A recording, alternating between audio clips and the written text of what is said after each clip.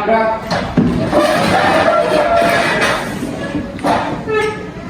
Assalamualaikum warahmatullahi wabarakatuh. Waalaikumsalam warahmatullahi wabarakatuh. Gerak.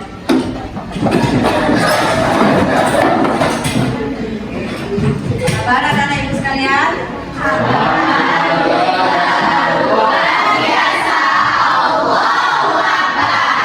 Oke, sepertinya semangat sekali ya pada pagi hari ini. Nah, sebelum kita mulai pelajaran, nah ibu mau menanyakan dulu kira-kira ada nggak teman kalian yang tidak hadir hari ini? Hadir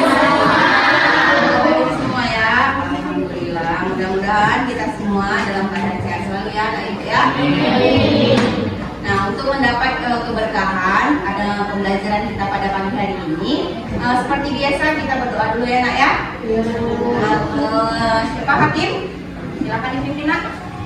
Sebelum memulai pembelajaran, maka baiknya kita berdoa dulu. Doa dimulai.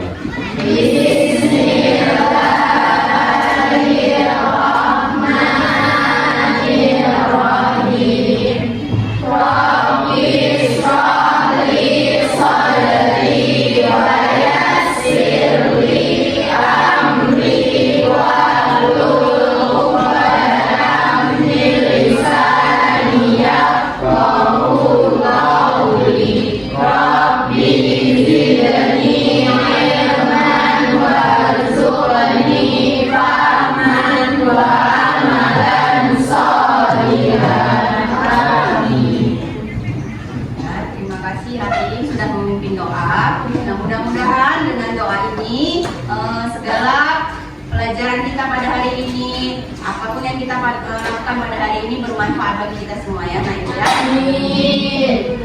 Oke, nah tadi kalian sudah menjawab nih salam ibu dengan sangat semangat, dengan sangat kuatnya suara kalian. Jadi ibu ingin menanyakan salah satu dari kalian, bagaimana sih perasaan anak ibu pada hari ini? Kira-kira siapa ini yang bisa mengutarakan perasaannya pada hari ini mulai dari tadi pagi bangun tidur sampai dengan saat ini? Kira-kira siapa yang bisa? Iya, Fasdir? Senang, semangat. Nah, kenapa Fasdir merasakan senang dan semangat? Oh, iya. Jadi Fasdir merasa senang dan semangat pada hari ini karena dia akan bertemu dengan ibunya. Mudah-mudahan sampai dengan akhir pelajaran juga seperti itu ya. Sukses sekali memang anak ibu. Nah, jadi untuk kelancaran pembelajaran kita, jadi kita sama-sama sudah mengetahui kesepakatan kelas. Tapi, nah ibu ingin mengingatkan lagi, apakah kalian masih tetap ingin menggunakan kesepakatan kelas ini atau ada nih kira-kira yang mau kalian ubah? Ya, oke, kita baca nih ya. Nah, selama pembelajaran yang pertama itu anak-anak itu harus bertanggung jawab. Nah, jadi bertanggung jawab itu dalam hal apa? Kamu tuh harus mengumpulkan tugas tepat waktu dan menjaga kebersihan kelas. Sepakat? Oke, selama pembelajaran hari ini juga kita harus saling bekerja sama. Jadi bekerja sama dalam tugas kelompok dan juga memberikan kontribusi selama diskusi berlangsung. Sepakat? Oke, dan yang selanjutnya, nah, menghargai kesepakatan kelas kita. Tidak boleh melempar lelucon yang berlebihan atau yang mengarah ke perundungan. Sepakat? Kemudian penggunaan gadget atau HP. Nah, anak-anak itu semua bawa ini HP-nya, tapi tolong penggunaannya itu hanya dalam proses pembelajaran ketika memang ibu izinkan. Sepakat ya? Oke, nah yang kemudian ibu harapkan anak-anak ibu tetap berpartisipasi aktif dan saling menghormati. Nah, ini gimana? Sepakat. Oke, kalau masih sepakat kita bungkus ya. Oke, kita bungkus. Nah, jadi sebelum kita mulai ke pembelajaran, topik pembelajaran kita hari ini, untuk melebih semangat lagi, dari ibu ada sedikit ice breaking nih anak ibu.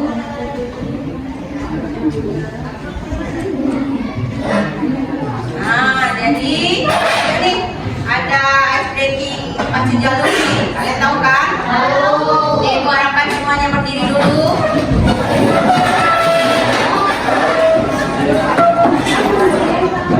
Iya, gerak-gerak.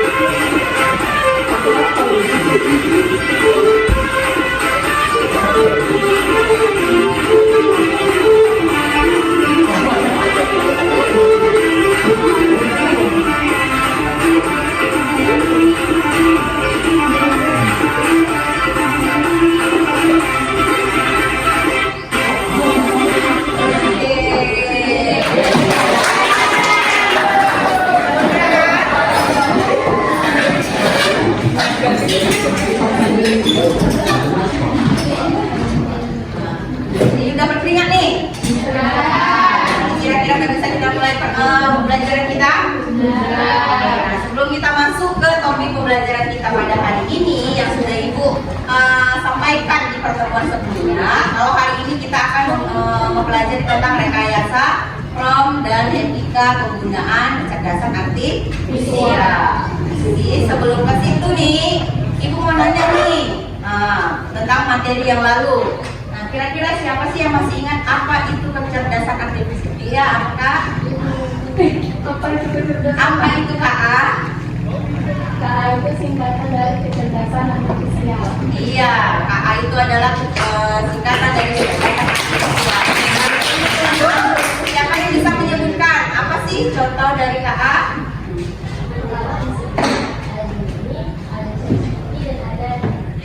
Iya, itu tangan untuk ini namanya. Nah, kemudian ada lagi nih pertanyaan, mengapa ketika dua orang menggunakan KA yang sama dengan pertanyaan yang berbeda tapi bisa mendapatkan hasil yang berbeda? Kira-kira siapa yang bisa lihat? Karena perintah atau pertanyaan yang diberikan berbeda. Iya, karena perintah atau pertanyaan yang diberikan berbeda. Kemudian menurut anak-anak Ibu, apa sih bedanya ketika anak Ibu memberikan perintah ke temannya dan memberikan perintah ke KA? Siapa yang bisa menjelaskan? Yo, siapa yang bisa menjelaskan apa perbedaan antara memberi perintah dengan teman dan memberi perintah dengan KA atau EA?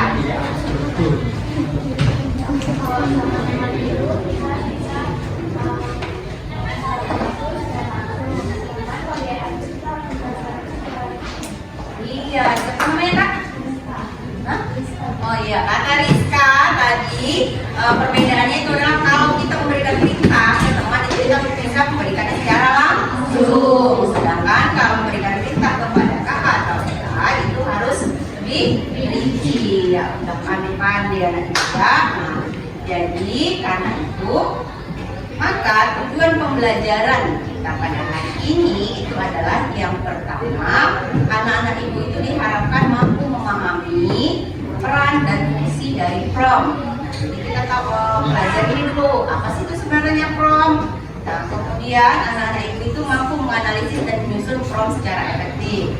Dan yang selanjutnya menggunakan teknik zero shoot dan view shoot untuk menyusun prom. Dia yang akan kita pelajari pada hari ini. Nah, sampai di sini ada pertanyaan anak Ibu? Nah, tidak ada.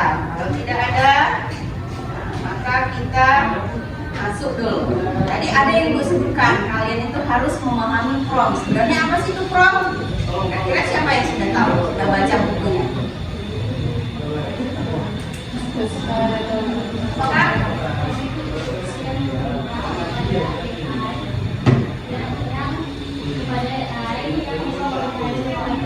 iya, jadi kalau menurut teman kamu ini, kita dulu dong.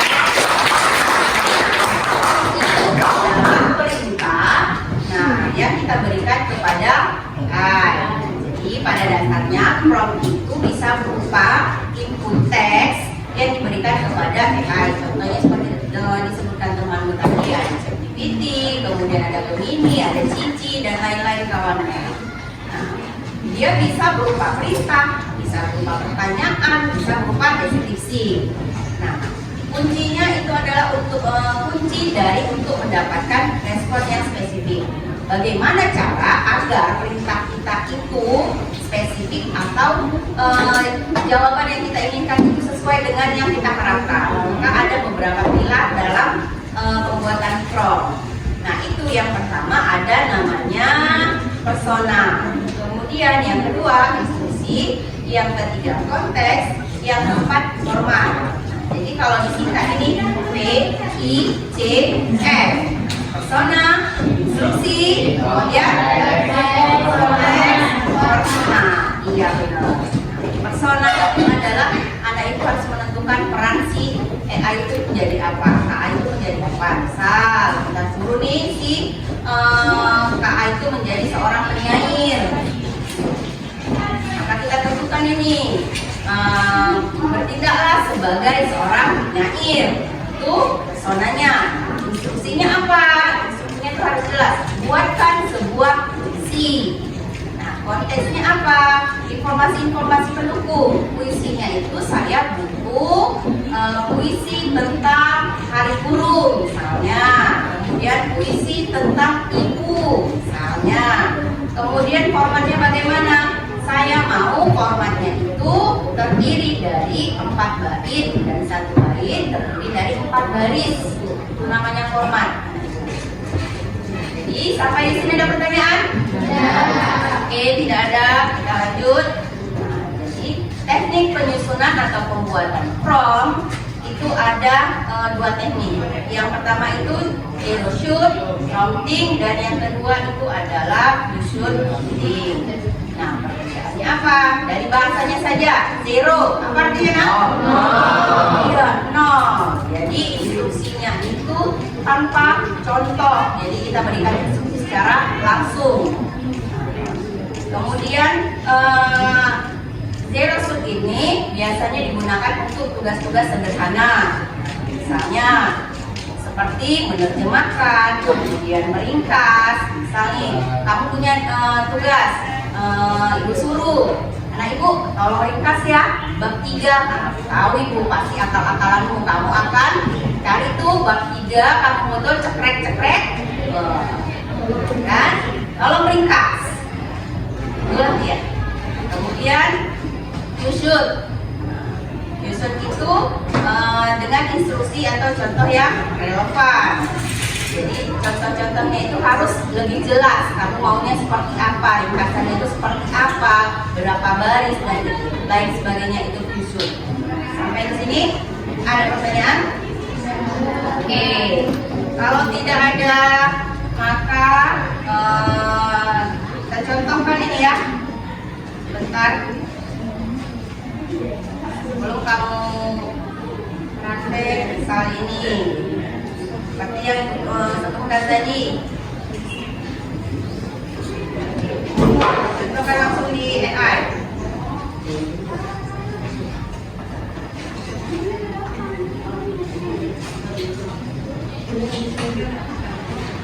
Penyakit akan satu buah puisi. Nah,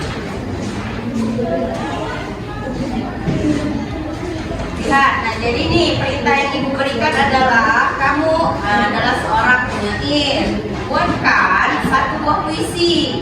Nah, kira-kira ini contoh zero shoot atau you should? Zero. Iya, benar. Lihat ini yang dia kasih puisi tapi tentang mie ayam. Nah, iya, tentang makanan. Nah, jadi kalau misalnya kita mau yang lain nih, puisinya tentang hari guru, terdiri dari 4 bait dan 4 baris.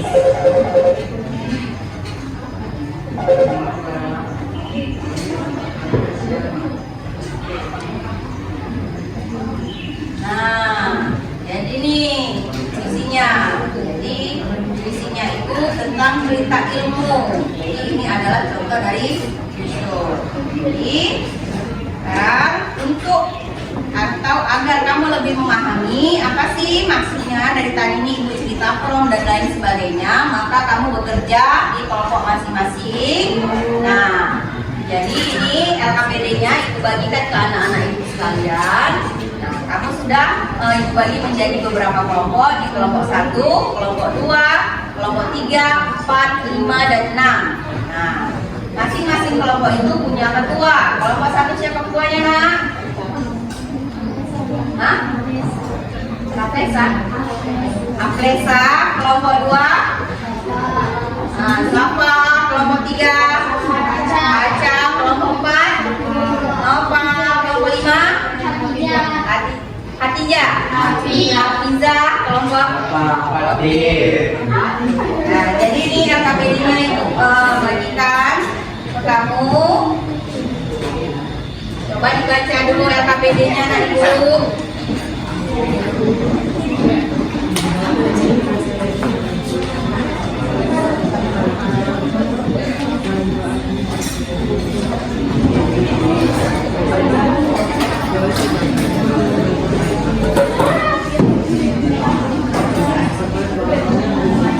Nah, coba lihat sebentar anakku. Anak ibu perhatikan payung. Nah, LKPD-nya itu ada dua bagian. Bagian A, maka anak ibu menganalisis komponen prom. Nah, tadi kan ada tuh komponen prom atau pilar prom ibu katakan tadi ya. Nah, kamu analisis nih dari ada studi kasusnya di sini. Kemudian bagian yang kedua, anak ibu mempraktikkan zero shoot dan blue shoot dengan menggunakan aplikasi KA kesayangan kamu. Jadi hari ini kamu ibu izinkan menggunakan ponsel masing-masing ya. Tapi hanya dalam koridor kerja. Oke, kalau gitu silakan dikerjakan di kelompok masing-masing.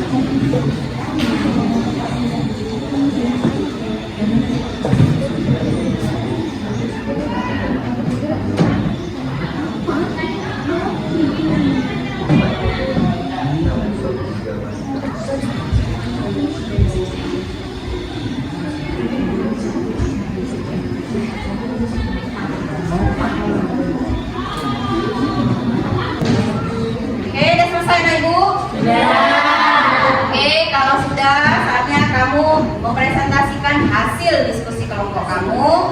Nah, kira-kira nih, kelompok siapa berapa yang mau maju untuk presentasikan? Angkat tangan.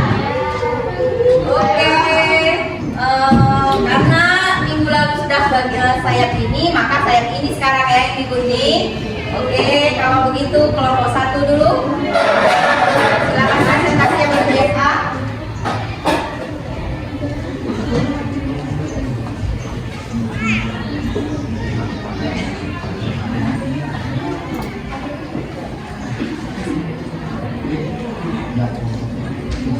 Assalamualaikum warahmatullahi wabarakatuh. Waalaikumsalam warahmatullahi wabarakatuh. Kami dari Komunitas yang dibahas dari SKBD dan kemudian ada satu yang pertama sebagai seorang bersejarah adalah jelaskan singkat kronologi proklamasi kemerdekaan Indonesia. Pastikan kejelasan ini harus dijelaskan untuk poin-poin pertama. Ada komponennya ada pesona, sejarah, ya. Jelaskan secara singkat kronologi proklamasi kemerdekaan konteksnya. Penjelasan tersebut sudah dipahami oleh siswa. Kemudiannya sajikan dalam bentuk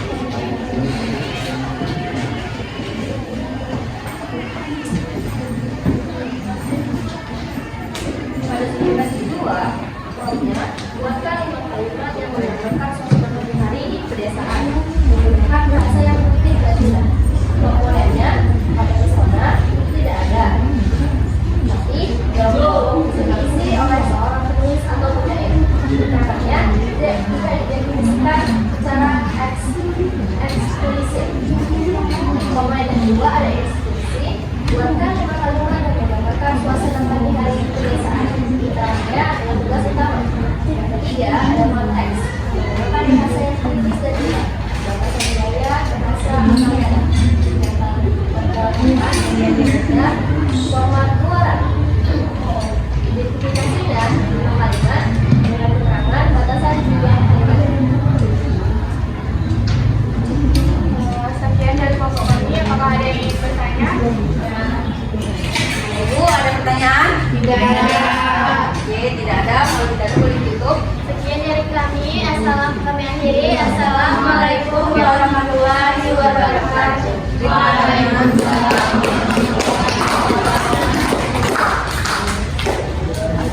Oke, tadi sudah dipaparkan oleh salah satu kelompok 1. Mereka mengatakan untuk studi kasus yang pertama, lihat dulu. Nah, sama nggak tuh jawabannya? Studi kasusnya seperti ini.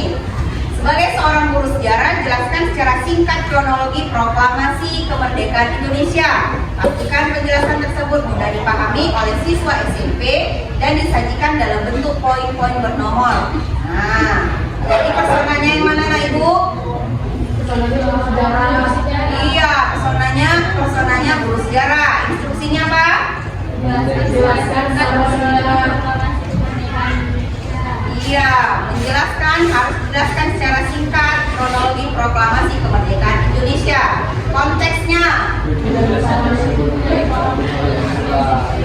Iya, penjelasan tersebut mudah dipahami oleh siswa SMP. Formatnya disajikan dalam bentuk oke, ada yang berbeda nih jawabannya? Kalau tidak ada, kita sepakat satu jawaban ya? Kalau gitu kita lanjut ke bagian yang B. Bagian B itu praktik pembuatan zero shoot dan fusion. Nah, kelompok mana yang bersedia? Oke, kelompok 2 sepertinya sangat bersemangat.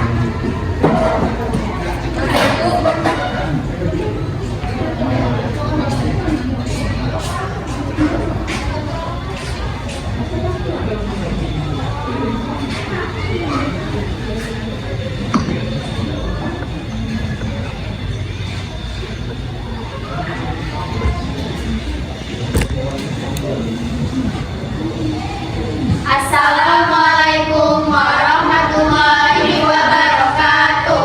Waalaikumsalam warahmatullahi wabarakatuh.